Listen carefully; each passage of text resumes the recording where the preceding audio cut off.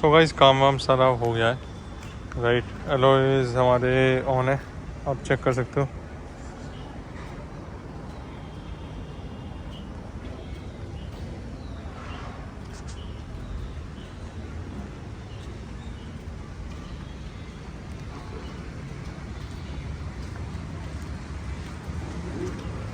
तो अभी हम ऑल सेट है, बट एक्चुअली क्या दिक्कत है ना, ब्रियो के अंदर थोड़े से सस्पेंशंस और ये सब आउट हो गए हैं, तो अभी वो काम हमें कराना पड़ेगा।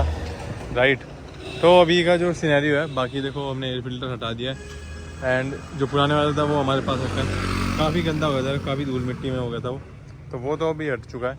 बट पहले देखो हुड वूड जो भी है, देखो एयर फिल्टर वाली बातचीत मैं आज नहीं करूँगा, बाद में करूँगा। बट हाँ, अभी हमने वापस से देखो एलॉय लगाते हुए आपको देखो जो चीज़ देखनी थी मैंने आपको बताई थी कि किस किस रीज़न से अब हमने एलॉय वापस लगाया और क्या क्या दिक्कतें आ सकती है। ठीक है, तो आपको मैंने दिखा दिया कि यार एलॉय और टायर के अंदर क्या दिक्कतें होती हैं, सो दैट भाई जो आपको एलॉय लगाने के बाद लोग कहते हैं कि भाई मेरे को एक तरीके से भैया इसके अंदर वॉबलिंग आ रही है, ये सब आ रहा है, वो क्यों होता है। तो भाई उसके कुछ कुछ रीजंस होते हैं। पहले तो मैंने आपको दिखा दिया टायर हो गया, ठीक है। टायर के बाद जो दूसरा रीज़न होता है वो भाई आपका एलॉय का ही पूरा वो होता है। मैंने आपको दिखाया था जो एलॉय चेक करने वाली होती है, उसको आपको एलॉय सीधा छोड़ के देखना कि वो स्ट्रेट जा रहा नहीं जा रहा, ठीक है। और दूसरी चीज़ है आपके जो शॉकर और सस्पेंशन की अलाइनमेंट है ना, उस पर भी काफ़ी चीज़ें डिपेंड करती है।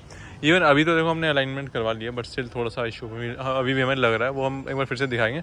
बट स्टिल मेरा जो पॉइंट यही था कि भाई अगर आप एलॉय और टायर्स लगवा रहे हो तो उसको देख के लगाओ, सो दैट वो आउट ना रहे। क्योंकि ये सब ऐसे होते हैं ना कि थोड़े थोड़े बम्प्स पे या फिर आप कहीं चढ़ा रहे हो, थोड़ा रैम्प है, ठीक है, वहाँ खड़ी खड़ी में जल्दी जल्दी आउट हो जाती है, जिससे कि क्या होता है टायर एक साइड से घिसने लगता है। जैसे मैंने आपको हमारा ये वाला दिखाया था थोड़ी देर पहले, तो एक तरफ से ज़्यादा घिसता है, तो ऑब्वियसली यार क्या होता है कि एक तरफ से आपका बबल सा बन जाता है एंड उसके बाद आपकी वॉबलिंग के इशू और ये सब इशू आने लग जाते हैं।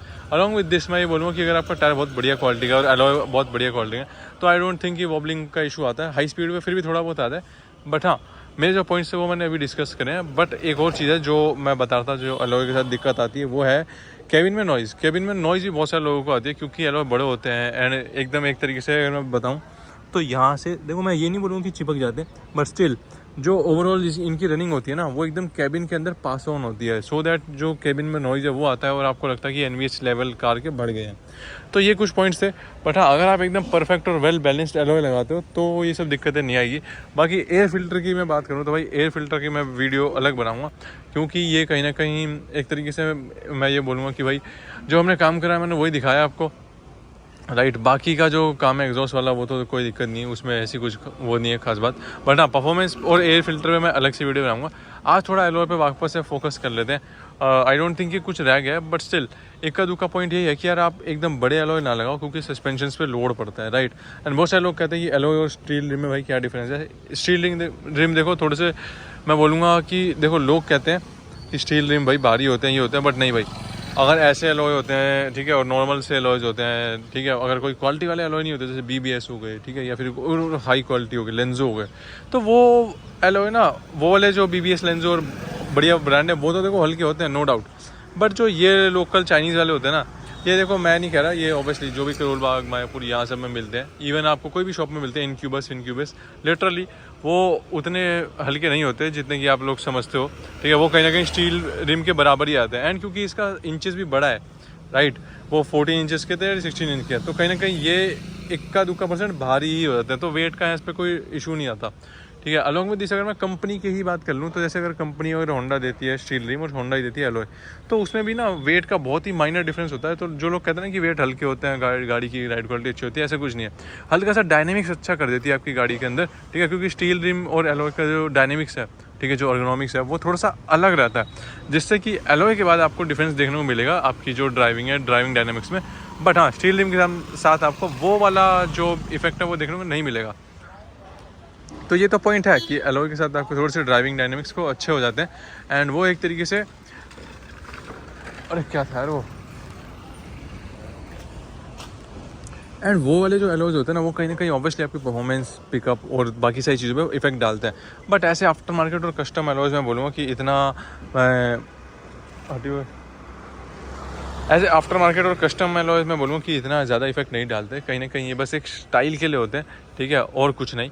तो वही है, अगर आप स्टाइल ले रहे हो तो मेक श्योर कि आप गाड़ी को हार्म ना करो। सस्पेंशंस हो गए, राइट, फेंडर्स हो गए, अलॉन्ग विद दिस ये जो हमारा मतलब ये जो क्या कहते हैं मड गार्ड हो गए, और ये सब अंदर के जो भी पार्ट्स है उसको आप हार्म ना करो। तो आई वुड से कि यार एलॉय वर्थ है। अदरवाइज देखो लुक्स के लिए तो any day every time like every day any days, मतलब हमेशा ले लो एलॉयज़ ऊपर ही रहते हैं। बट हाँ, अगर मैं ओवरऑल बताऊँ तो नो डाउट देखो स्टील रिम्स मैंने अभी अंदर रख दिया, बट ओवरऑल मैं अगर पीछे से भी दिखाऊँ ना तो देखो ब्रॉड लुक तो आती है। लुक्स पे तो ऑब्वियसली एलॉयज़ है, बट हाँ अगर हर एक चीज़ और प्रैक्टिकलिटी को देखा जाए ना, स्ट्रॉन्गनेस, ठीक है, ड्यूरेबिलिटी, ठीक है, रिलायबिलिटी मैं बोलूँगा।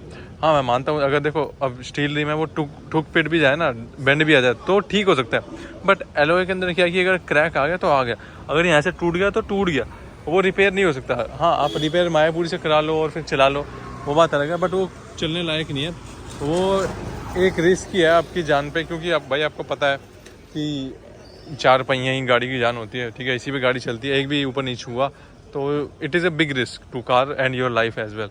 तो वो बात है, तो इसलिए मैं प्रेफर तो वही करता हूँ, बट स्टिल अभी हमने लगाई है, अभी हम वापस से देखते हैं क्या बनता है। तो ये मेरे कुछ एलॉयज़ और स्टील रिम के प्रो कौन हो गए और हमने क्यों लगाया और वो सब होगा, क्या क्या प्रोसेस था।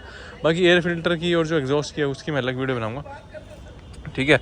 बाकी आपको आइडिया मैंने दे दिया हर एक चीज़ का, एलॉय और इन सब में क्या डिफरेंस है, और हाँ जो किसको क्या लगाना चाहिए वो भी मैंने बता दिया। बट एक लास्ट चीज़ है वो ये है कि कभी भी आप एलॉय लो शो के लिए बढ़िया है, बट जैसे ये देखो ये गाड़ी के ना कितना बाहर आ रहे हैं, ये वाला आप पीछे से ही देख लो, आगे वाला चलो अंदर है, मतलब आगे वाला तो चलो मुड़ा हुआ है इसलिए, तो ये देखो ये गाड़ी के देखो कितने बाहर आ रहे हैं, ऊपर से मैंने दिखा दिया।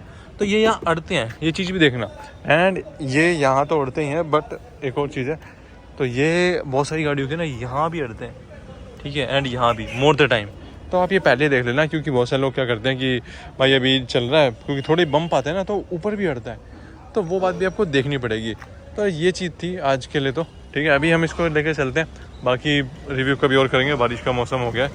तो guys that's all for the day, मिलेंगे अगली वीडियो में, तब तक के लिए बाय बाय और टेक केयर।